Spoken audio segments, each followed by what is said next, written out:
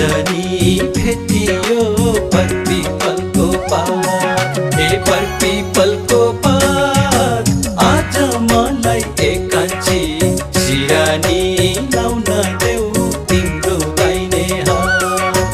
जुन घामै झुल्कियो झुल्कियो जुन घामै झुल्कियो दैव सन्जोग एकान्छी आज नि भेटियो पर्पीपलको पात। ए पर्पीपलको पात आज मलाई एकान्छी सिरानी लाउन देऊ तिम्रो दाहिने हात। ए पर्पीपलको पात